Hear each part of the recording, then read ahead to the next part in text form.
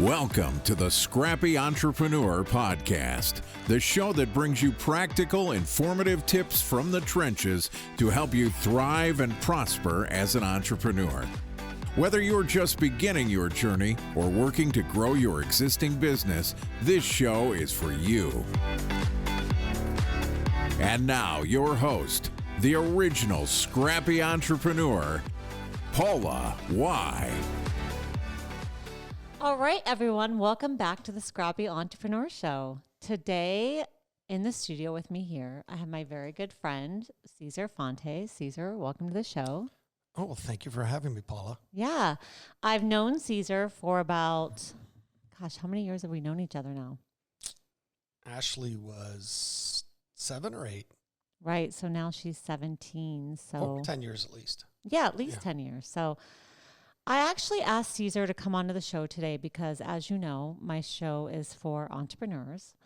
And I'm always looking for things and subjects and people to help educate entrepreneurs on how to grow their business, the motivation to do better, to pass through barriers and boundaries and failure. And I've always looked up to you as someone who is a very successful entrepreneur. I'm going to get into your success here in a minute, but just his ability to be so strong and so commanding. And every time I'd come to you with my problems at MassMedia, you'd say, "What are you doing?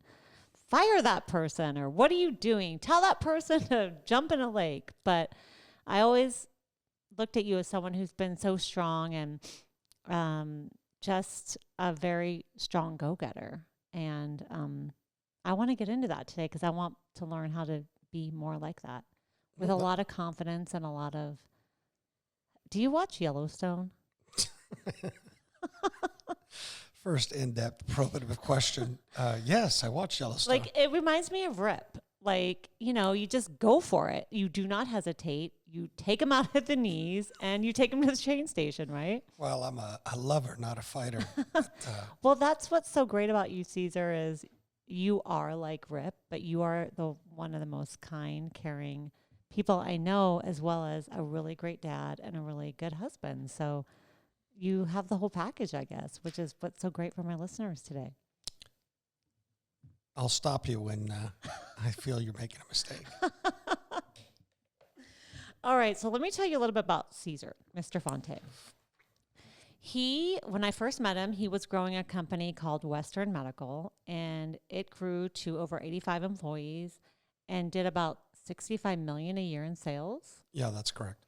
He ended up selling it to a large national pharmaceutical company. No. Want to try that one again?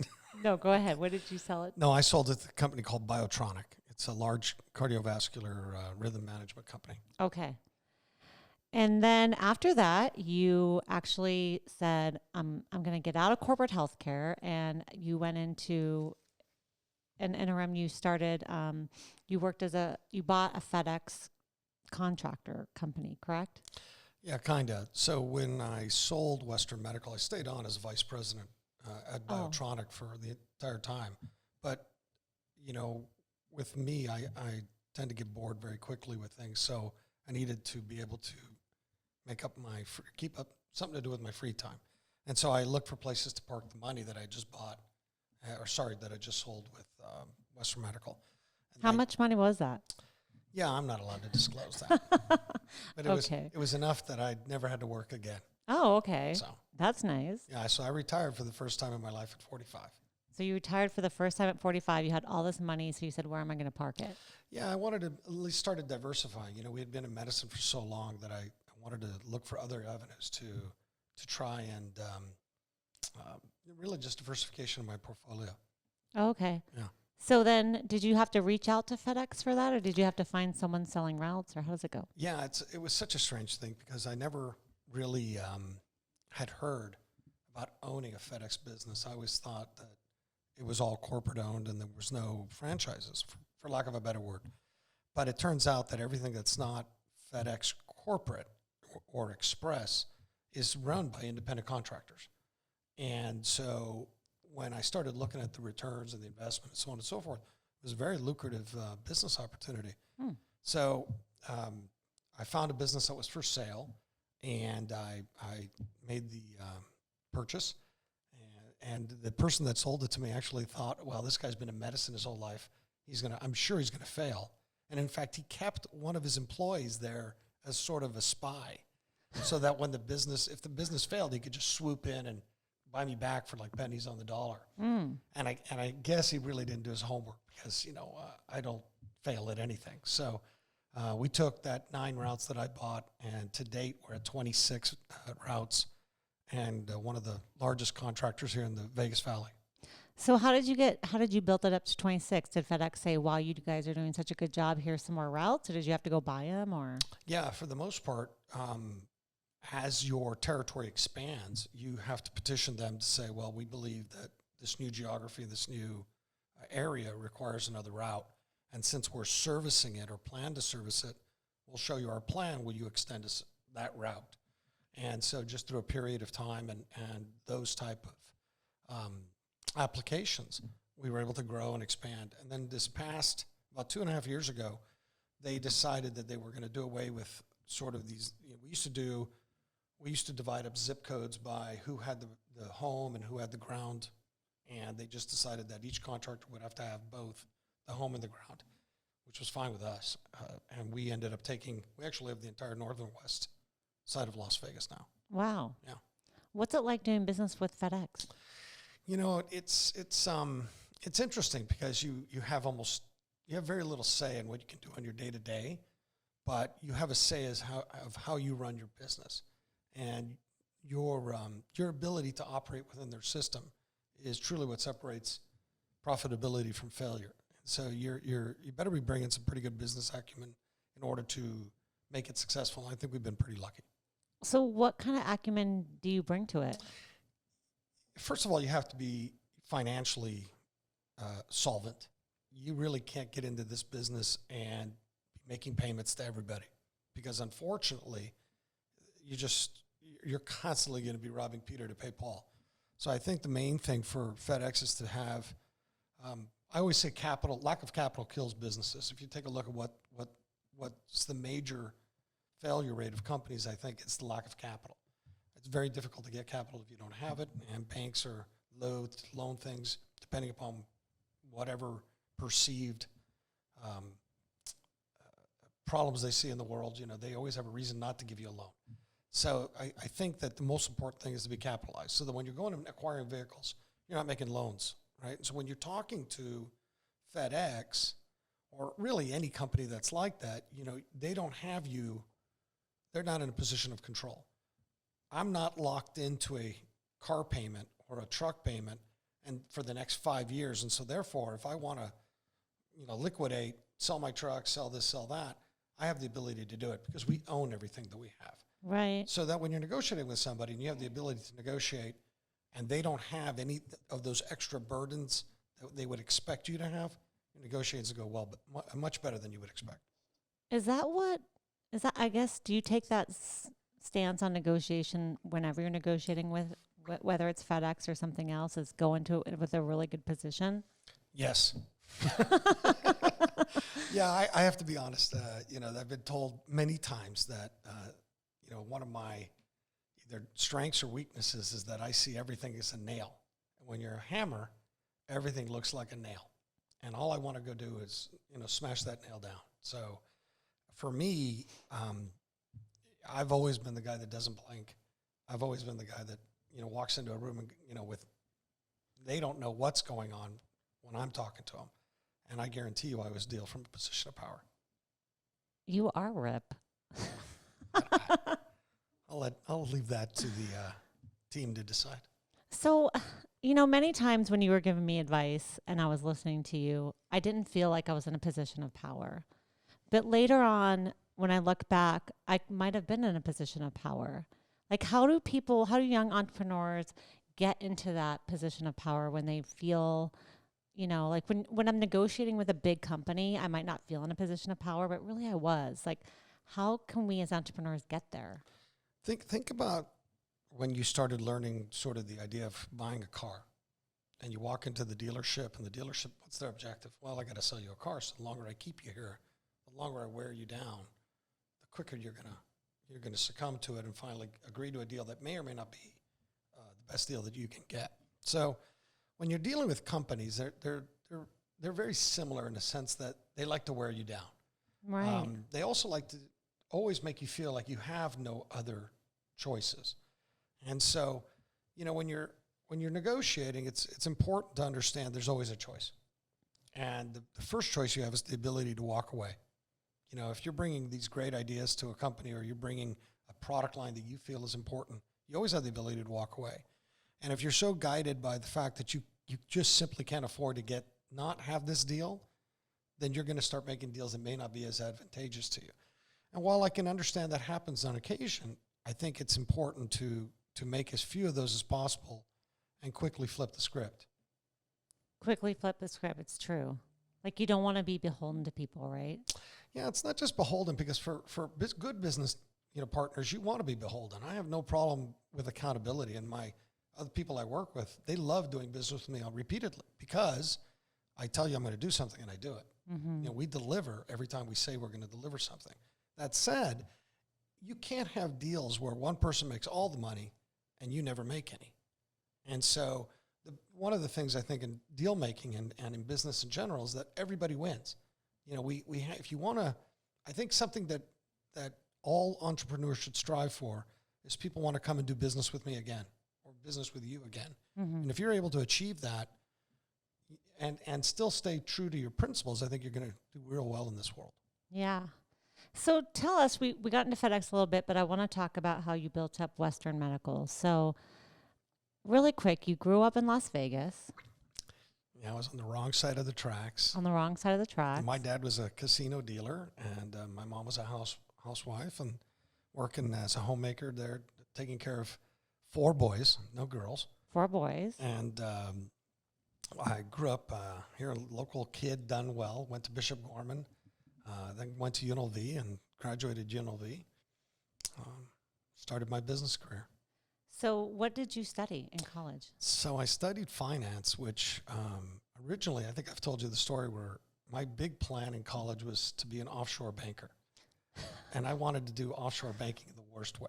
Why? Yeah, I had this phenomenal professor. His name was Dr. Arnold Ray. And, if you can remember a college professor, 30-something years later, I won't date myself, I'm 14 years old. Then Dr. Arnold Ray was a phenomenal, I don't know what happened to him, but he was a phenomenal mentor. He was a great guy. He was an economics guy. And he talked about offshore banking and money and banking, and these classes fascinated me. And the entire time in college, all I wanted to do was be an offshore banker and have a wonderful lifestyle in the Cayman Islands and basically do offshore banking. In my junior year, the federal government, out of their infinite wisdom, decided that offshore banking was illegal and that these tax scams, they put a stop to it. And so I was certainly a ship without a rudder at that point.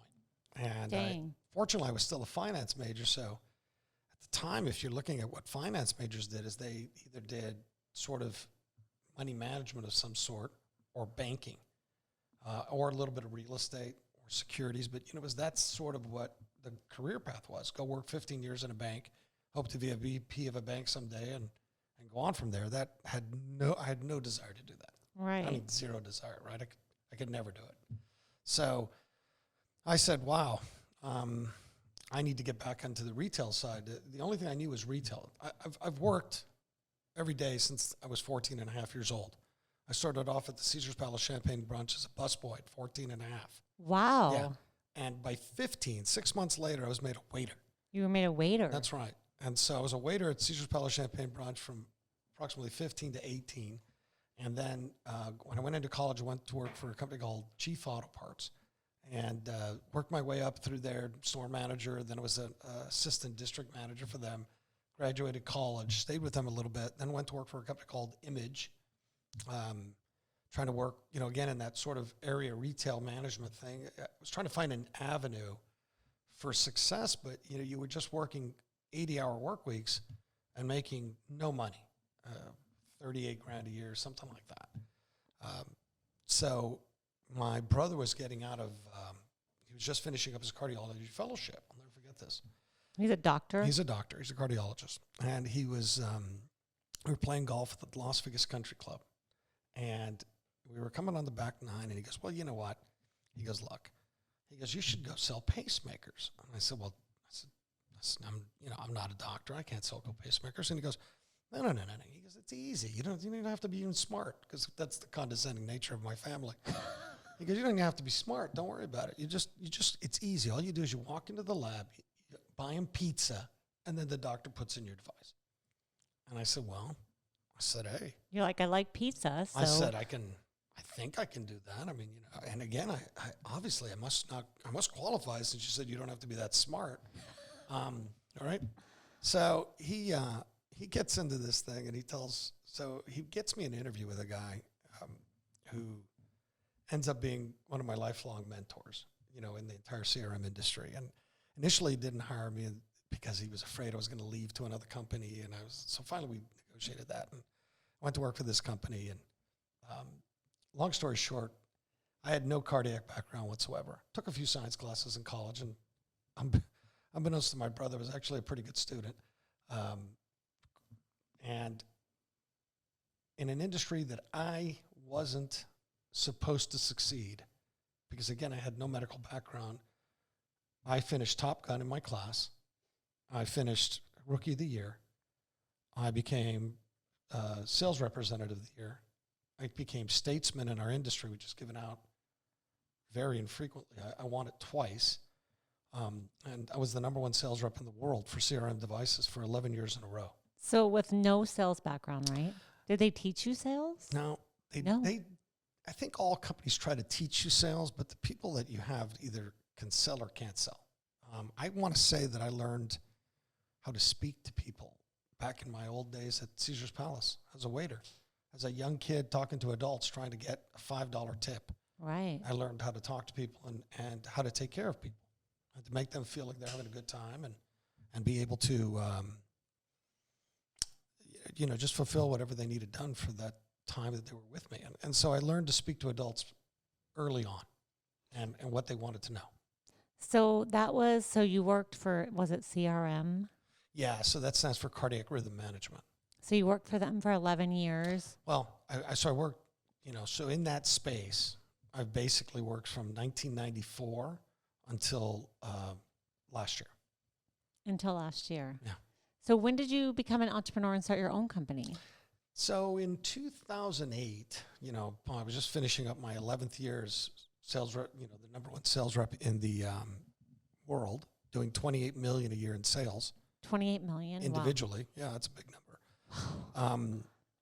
I hope you were working off percentage. Yeah, well, here's how those companies work. You'll love this, right? So when I sold 14 million, I made X amount. I won't get into the details, but 14 million, I made X amount. And then the way this works, mind you, that is a monster territory in anybody's shape of the imagination. That's a big territory. So the next year they said, well, in order to make what you made this year, you got to sell at least 15 million. So they just kept raising the bar. Wow. So they never had to pay any more. They just kept raising the bar.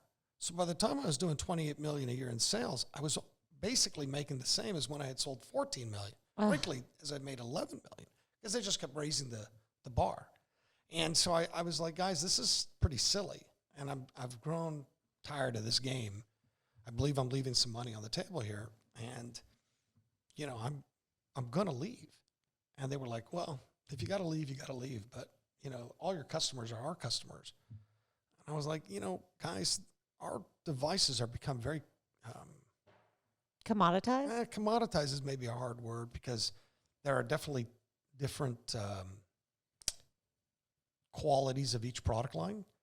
And so I would think that, there were benefits and such for each product line for different companies. And the one thing that we had just come off of, we had a series of recalls at the company I was with. And I was done with that. I mean, I really wanted to take care of our patients. I wanted to make sure that the patients, because ultimately that's why you're doing this. Money's great, but you want to make sure you're taking care of your patient. If you're in healthcare, that's got to be first. And I was ready to make a change. And so finally I negotiated with a company that had never had a recall in the United States. It was a limited recall. I think it was 30 patients, like 10 years prior to that, me joining. And I went to work for this company, but I did it as a franchisee. I said, I want a geography. I'll hire my own team, and we'll let's see what happens. And they were like, no problem. We'd love to have you. Wow. And so I started basically on a handshake and a geography, and just started hiring the right people. So going back to when you were talking about at FedEx, how you have to be financed, how did you finance your first franchise of this company? Like, how did you provide the funding for it? So I negotiated as part of our geography that I was acquiring, is that basically it was a 1-day loan.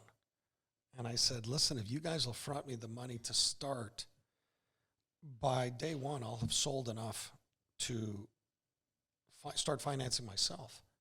And they were like, that's not possible. Nobody. I mean, we'll front you the money for a couple of years and then slowly you pay it back. I go, no, this is going to be a 1-day loan. And on our first day, we did 4 defibrillators.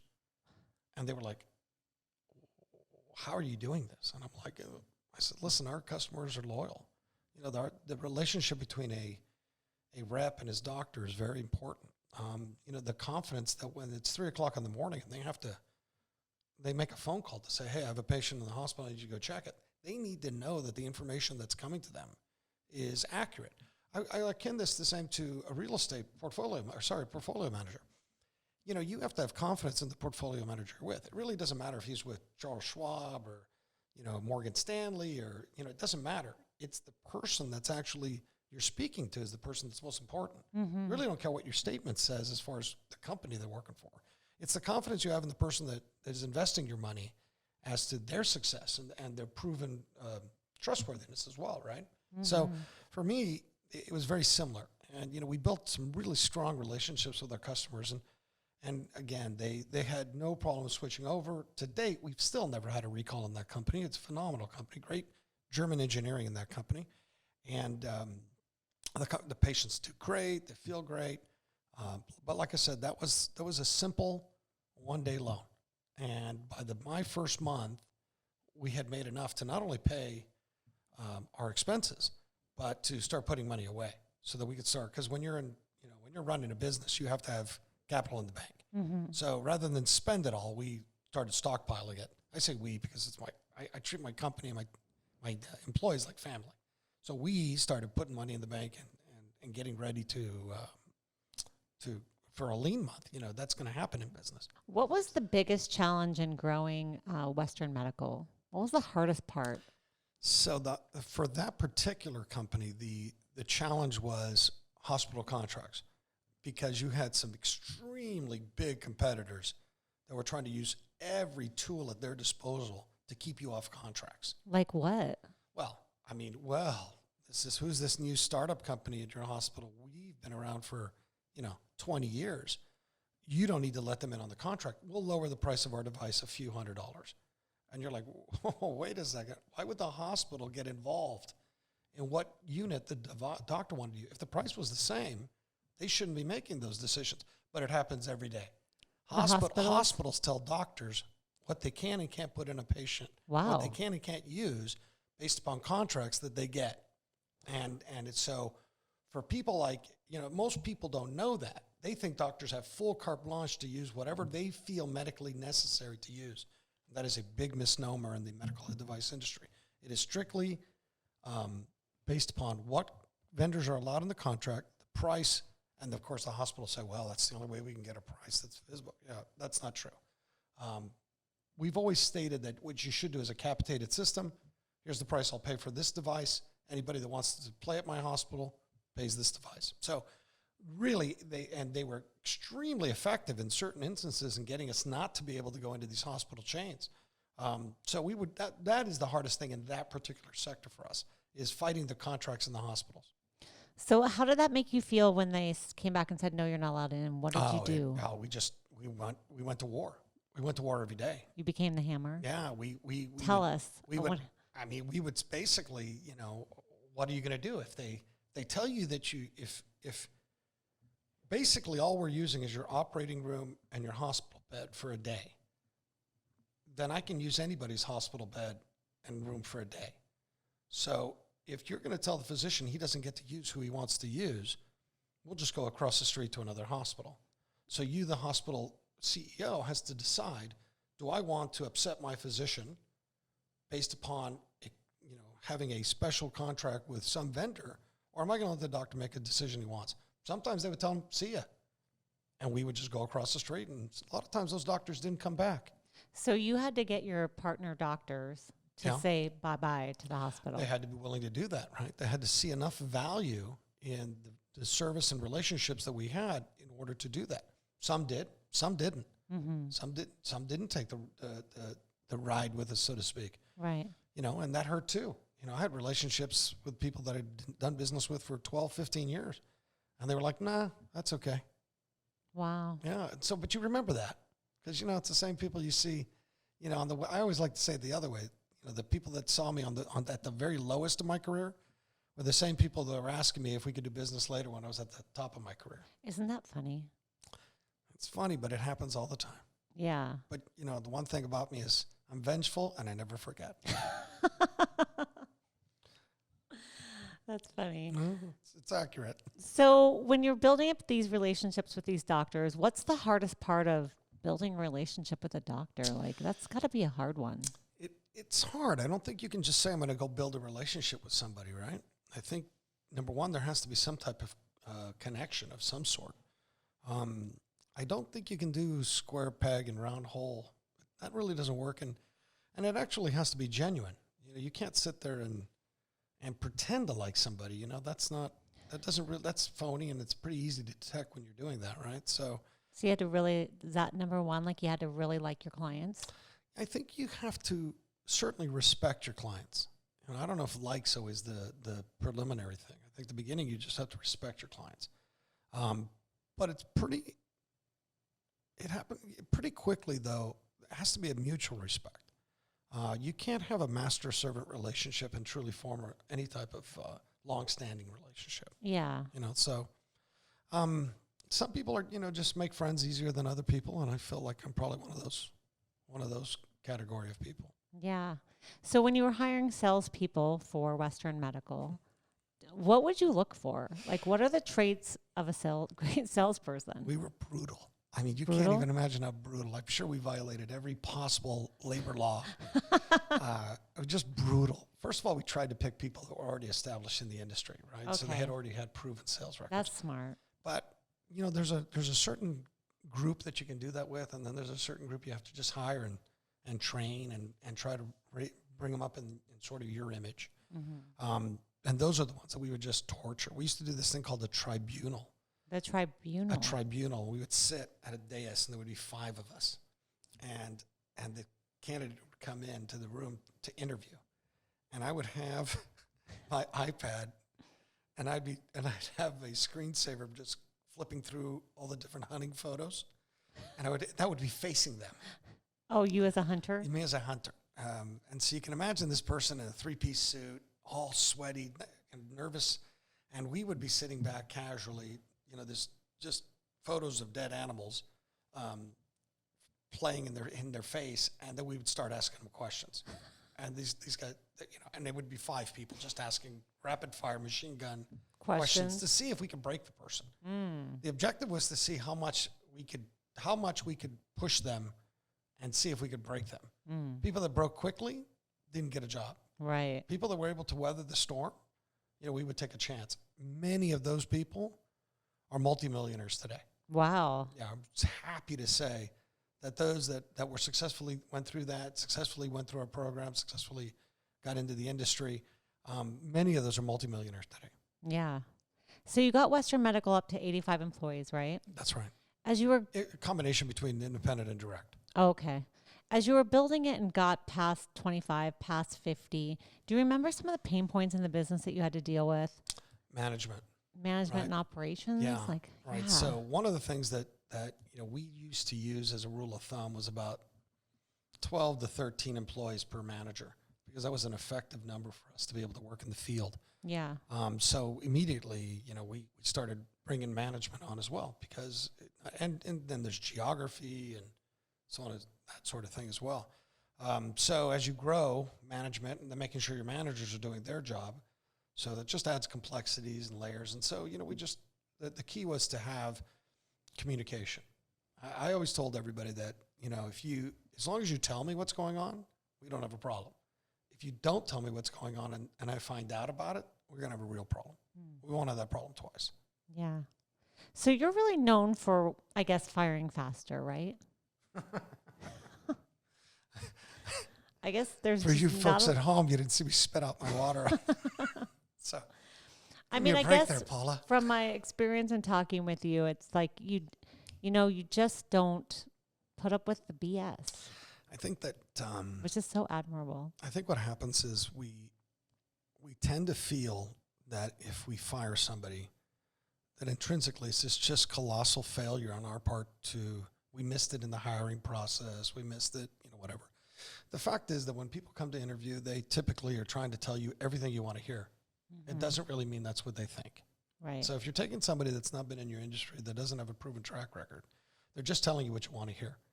And so unfortunately, you're going to pick bad people. Right. So if you don't fire at least 25% of the people you hire, and that's an arbitrary number. Let's say you had a bad month, you might fire 50% of the people you hire. But if you're not firing a certain percentage of the people you're hiring, then you're not doing your job. Right. Because nobody bets 1,000. Right. Right. So when you start telling me like you're having a problem with somebody at work, I'm like, fire them. And you're like, well, but I go, well, you've been having this problem for a long time. They're not changing. Who should really be fired at this point? If you're not going to fire them, then the problem is really your problem. Right. And so you have to get out of your own way. Right. And I do this in all the businesses I have. At Fedex, I spoke to my operations manager many years ago when we first getting going, and I actually took this gentleman, and this gentleman was a green card, worker, and I said, listen, don't let that stop you. I'm going to make you the operations manager here. It doesn't matter where you come from. It doesn't matter what your upbringing was. It doesn't matter anything to me. It's, can you do this job? And if you listen to what I'm going to tell you to do, you're going to be successful. That gentleman then, I sponsored him. He became a full U.S. citizen. He's a great operations manager. And I tell him every day, if somebody doesn't do what you want and you don't feel they're trainable, fire them.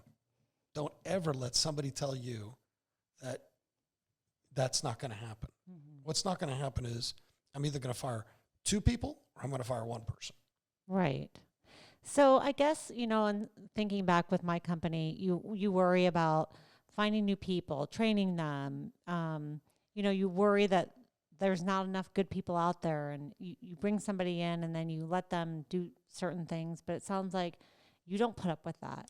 I think you have to have a constant flow of influx of people. First of all, you should be interviewing all the time.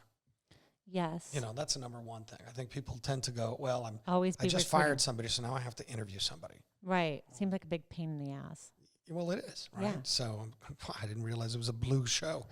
Now that we're cussing on it. Oh, yeah, you can cuss. I'm a forgive and forget Christian, Paula. I appreciate you. But that is not true. That is true. And the Lord will save you someday. But I think that you have to constantly be interviewing. I always tell, for instance, in the FedEx business, if occasionally we have drivers quit, we have drivers leave, there's a varied reasons, right?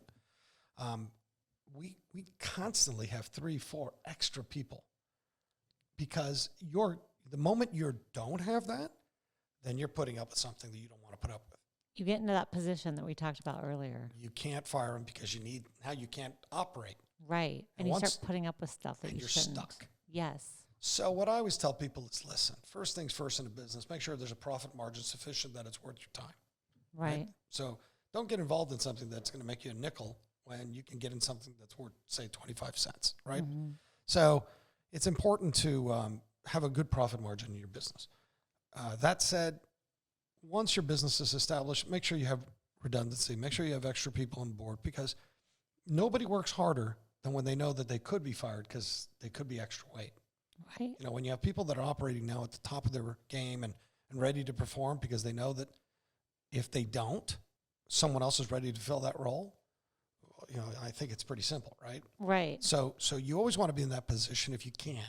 Mind you, we've all been in positions where you're not always in that spot, but you need to work towards that spot. And again, it shouldn't take you 6 months to get out of that spot. Some people, unfortunately, just can't get out of their own way. Yeah. You need to interview, you need to hire, You need to maybe make some financial decisions on your own. As the owner of the company, ultimately it's how much income you're bringing in a month, right? Well, sometimes you might have to go a little lean, right, to right size your ship. But you've got to right size the ship, or you'll never gain control of it. right. So let's talk about when you sold Western Medical. Tell us about that. Well, What's it like? I started to a sell music company? career. Now that everybody's listening to my podcast, Your you'll iPodcast. never find boom, boom, boom, boom. So now I think that the day I sold that business, it was weird. It was a bittersweet moment for me, because I was told by a good friend of mine, a financial planner friend of mine, that I think it's less than 1% of businesses that are started are actually sold. Yeah. Which is an incredible statistic, And so I was so proud of what we were, that I felt like I had just lost all control of everything. After you sold? Yeah, because I was like, well, now what's my value? Right. Why did you sell? Because it was a great deal. At the end of the day, I think people are afraid to take a profit. We talk about that. Yeah. Did they come to you and say, we want to buy your company? Yeah, or? we started kind of becoming the tails wagging the dog. Oh, got it. You had too much power. A little too strong, right? And so it was a good deal for both sides. But when that happened, I felt like, well, now what's my role? How do I fit into this hierarchy, matrix? Because again, as the guy calling the shots, I didn't have a boss. And now I had a boss again. How'd that feel? That felt really weird. I'll be the first to say it. Really? I didn't like it. I I really bet. didn't. Yeah, I'm not. While I don't have problems playing well in the sandbox, I don't like to be forced to go get some kind of consensus on making decisions that I know that we need to make. And we don't want to waste a lot of time into business, because time kills deals. Right. So it was a little bit of a topsy-turvy time for me there. It resolved itself fairly quickly, a few months, but for that first few months, I was certainly a horse bucking the bit. When you sold, did you have to agree to stay on for a certain amount of time? I did. I had a 5-year 5 years. 5-year commitment. That is a long time. It's a long time, but then again, it's such a personal business that, we can just simply walk out the next day. Right, right. So yeah, it was a 5-year commitment. How was the negotiation of the sale of the business? I mean, what can we pull out? What can we learn from you on that? Yeah, I don't know how much I can actually divulge of that, since there was all kinds of papers signed accordingly. Oh, okay. But I can say this. I think you have to have true conviction as to what the valuation of your business is. And, if the deal's not right, don't do it. Yeah. Did you have to hire a lot of people to help you with that, like attorneys and investment bankers? I handled the whole thing myself. You handled the whole thing yourself. Yeah, Wow. of course. Just coming from a place where you knew what the value was. I asked again, and I'll put a quick plug into a good friend of mine, Steve Beatty, who was my financial planner, and he actually subsequently then started helping other businesses sell, to try to get a valuation for like businesses. I think that's probably an important place to start. Try to get an idea what your business is really worth. How many times earnings and so on and so forth. Right. Is your business worth? And then once you have that base, then really what are they going to tell you? I mean, of course, my attorney did, the contract side of it on my side, and their attorneys did their side, and we finally met in the middle. But valuation, and then just contract. How long did the process take? I think it was about 5-6 months. Okay. Not too long. That's good. But about what you would expect. Everybody has to do their due diligence, and although they knew us already, Right. They were just working us to try to get for a cheaper Wearing you price. down again? Yeah, trying to. Trying to wear you down? Yeah, the last thing I told them was, I said, I'm not going to sell to them. I'll sell to somebody else. And then that freaked them out. And the deal was done pretty quick. Oh, it was? Yeah. We were holding all the cards. Wow. Yeah. So you always have to be in a position of power. If you from can. the beginning. Yeah. If you can. Yeah. But I mean, we've talked about it, right? I mean, again, you walk into these negotiations with companies, and these are big companies, right? I mean, when you're I don't care what, let's say you're doing 65 million, but the company that you're talking to is doing 5 billion. That's not, it's not really like you're in that much of a position of power, right? These are decisions that have to be made. So, it's just a question of you demonstrating the value that you bring to these companies and letting them understand why it's so important for them not to lose that. Right. Right. So it really doesn't matter whether, like in your business, when you're dealing with some of your larger customers, it's the value that you bring. It's you being able to explain to them why they want to do business with your company. Right. Yeah. It's true. I mean, sometimes our businesses might be commoditized, but it is the value and the relationships that we have to be able to, like you said, communicate back. Yeah, I mean, look at your own successes, right? So, there's a lot of different people that can sell this for you, but how many people can then show the client, hey, well, when I started working for you, this was your sales. Right. And then we started this ad campaign, and then this was your sales. And this is how many lives I put into your business, and it's directly related to what we were doing. Right. So, that ability to enforce what you already know to be true is important, right? Yeah. Communication and showing them the value, really, like you said. All the time, too, because, it's the shiny penny. Right. Well, I'm getting 15% more because I'm using this marketing company, but, hey, that's a new marketing company. Well, no, that's silly because there's also a cost to change. Right. Right? And so but it's that shiny penny concept, right? The NFL is full of that.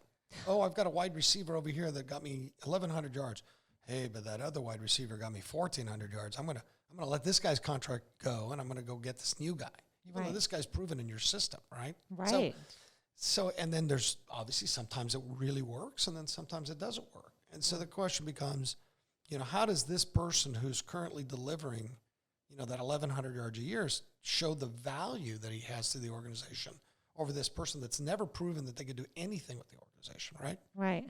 So where did Tom Brady mess up?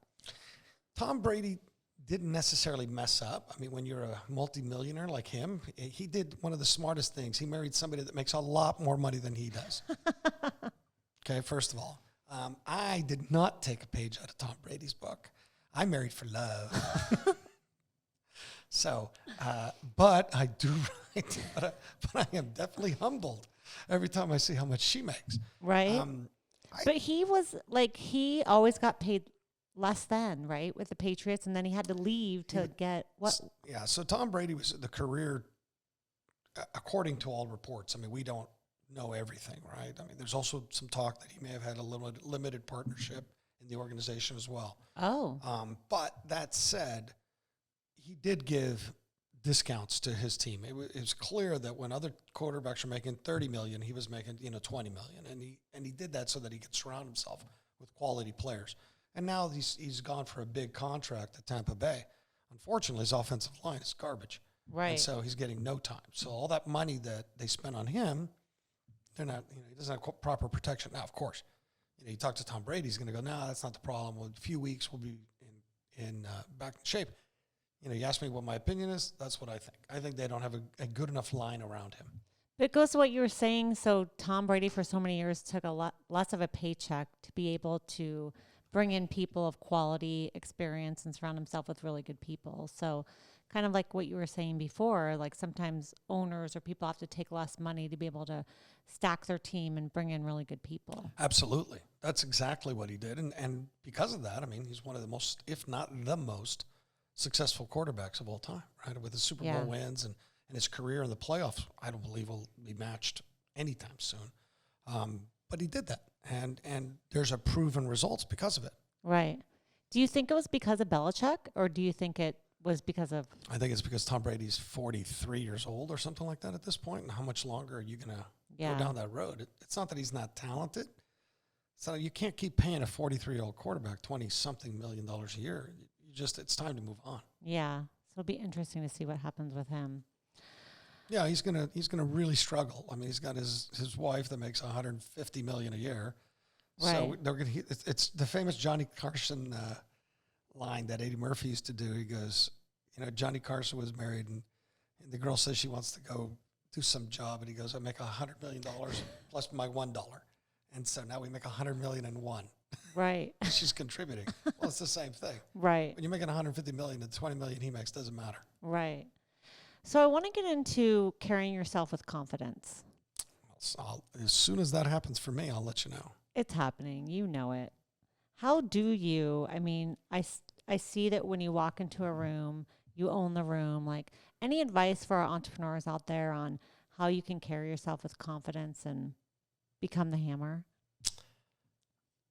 Oof. I don't think that's something that's not a flip a switch kind of thing. I think confidence. Are there some exercises or books? Yeah. Like, how did you get such confidence, Caesar? Well, Was it your growing, like how your dad raised you? How does one get such confidence? I don't know. I mean, I can't tell you I'm sure that a lot of it was my upbringing. I'm sure a lot of it was, I played a ton of sports growing up. I've never really felt there wasn't anything I couldn't do. And that's probably more of an ego than a confidence thing. So maybe it's just an overinflated sense of ego is how you develop confidence. But in the end, I think when you start having success, that builds confidence. So I would just sit there and say to people that are lacking some confidence to keep racking up those small successes, no matter how small they are, just keep racking up wins. And then, once you walk into a room and you've got, 20, 30 wins under your belt, really, what is anybody going to ever tell you? Right. I mean, what can they possibly say? Well, I don't like what you have to say. Well, you didn't, but these other 30 people did. Right. Right. Where have you ever failed? Or lost?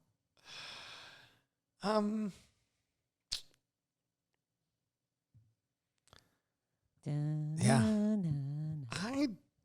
I can't, I'm sure. I mean, there's been contracts we didn't get, things like that, but you don't even remember them, right? I don't really look at, and I don't sit there and wallow in them. I mean, if you're doing 100 pitches a year and 20 of them don't work, who cares? Right. I mean, are you spending that much time on those? No, you just keep working with the people that do appreciate what you're doing and what you have to offer. And then you go find 20 people to replace the 20 people that told you no. Yeah. Right? That's some good advice. Yeah. You just can't sit there and you can't keep looking in the rearview mirror. Yeah. Yeah. It's okay to look, like this, when you're driving a car, if you're constantly looking in the rearview mirror, you're going to get in an accident. Yeah. Right? So you have to look forward, glance and look forward. Yeah. So tell us, as an entrepreneur, are there any great books that you're reading, or what do you do to grow yourself and keep at the top of your game? I have a lot of books that I read, but I'm not allowed to share them. No. No, I know that a lot of people, they talk about like Atlas Shrugged, and these wonderful books, and I have read some of them, but I can't honestly say that I sit here reading self-help books. That's just not in my makeup. It's not my DNA. And I actually envy some of these people. I'm like, oh, what did you get out of that book? Oh, it was a phenomenal chapter on this. And I'm like, you didn't already know that? And they were like, well, I mean, just reinforcing it. I go, okay, well, see, I get nothing out of that. Wow. I just get nothing out of those type of things. And it's nothing, that's not saying that they're not helpful. I just personally have never gotten anything out of it. And I've tried. Yeah. But it's not something that works for me per se. Yeah, that's cool. So no, I'm not reading it. I almost all is either historical fiction or fiction of something, and it's things I do while my Doberman drags me around the neighborhood for my 3.5 miles every morning.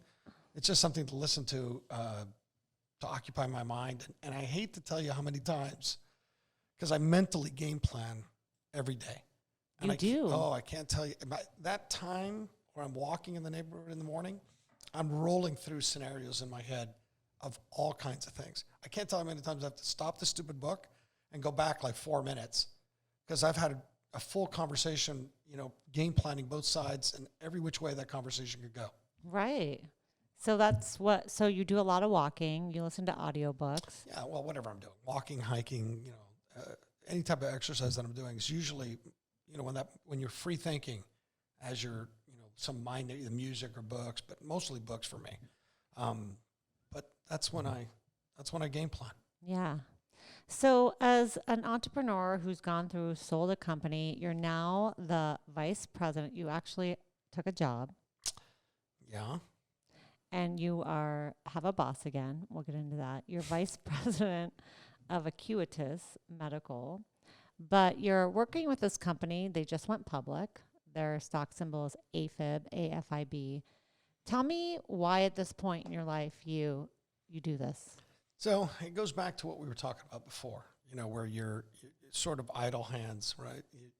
Because you were retired. Yeah, I'm retired, and it's not like I need the money, right? So, right. But this was such a phenomenal company. My buddy is one of the people that helped sort of get this company out in the forefront, and he had asked me to come and help him. And we used to work together at Western Medical, and he asked me to come and help. And I was like, well, I was less than enthusiastic initially because I really did enjoy my life. I enjoyed the traveling that we were doing, and all my businesses that I own, I basically have them all running very tight. I can spend less than an hour a week on each one of my businesses, and they're all doing extremely well. That's amazing. Well, I've got them dialed in now, right? Hire the right management, focus on your management, don't have long, drawn-out conversations with them. What are you doing? What do you need from me? Here's the steps I'd like you to change, and go forward. Nice. We'll talk again in a week.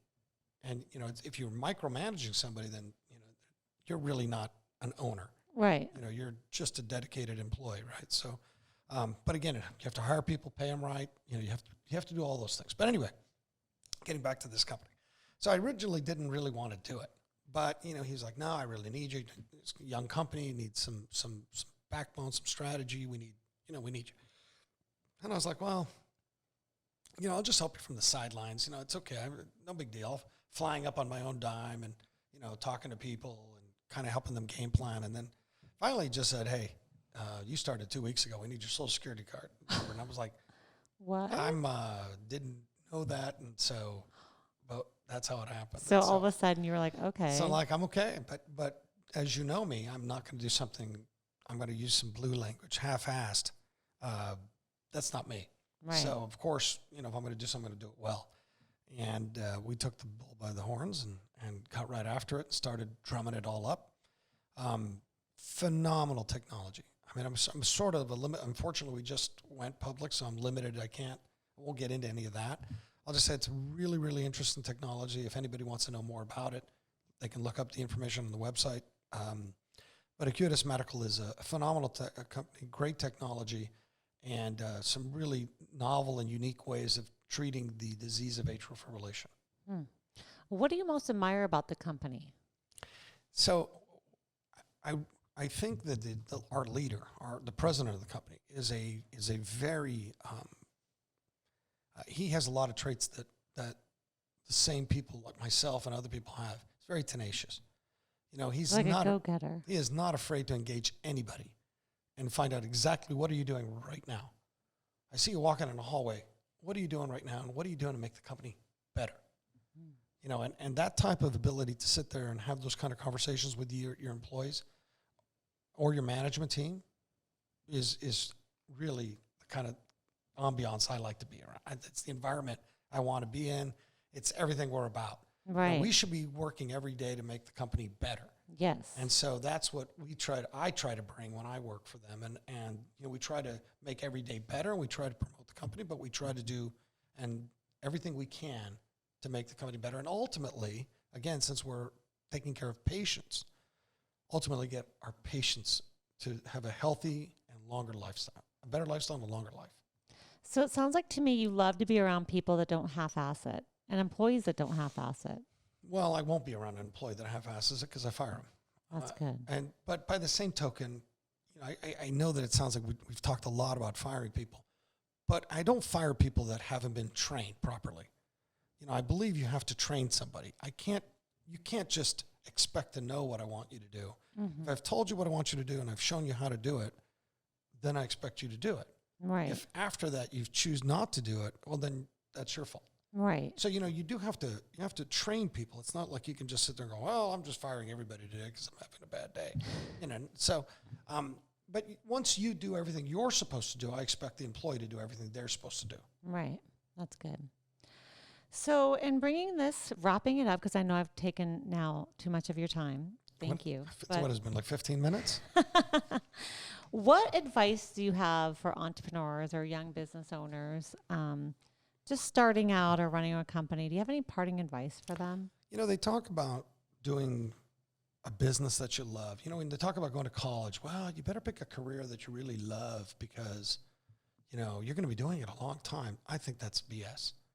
I think you have to pick a career that's exciting, but that doesn't mean you're going to do the same thing forever. Right. So, see the kinds of things that you want to do, find out where they're financially viable, and then go after those things. And don't feel like you can only do one thing. Yes, sales is sales, but, management is a whole different aspect of sales. And so, you have to I don't want you to feel like you have to be pigeonholed. If you're doing something for the first 10 years of your career, that doesn't mean that at 35, you can't go do something else. Right. And be successful, by the way. Right. That's some good advice. Yeah. Well, thank you, Caesar. Thank you for coming in. Thank you for all of the advice and the tips that you've given us. I can't thank you enough. It was a pleasure coming on your show, and I'd be happy to come back another time with a sizable retainer next time. No free lunches. And by the way, there was no alcohol in this. No alcohol. Thank you. You're welcome.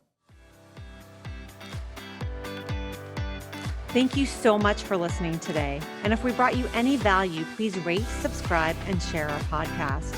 Also, please make sure to connect with us on social media. We're on Facebook, Instagram, and LinkedIn. Until next week, I'm your host, Paula Y.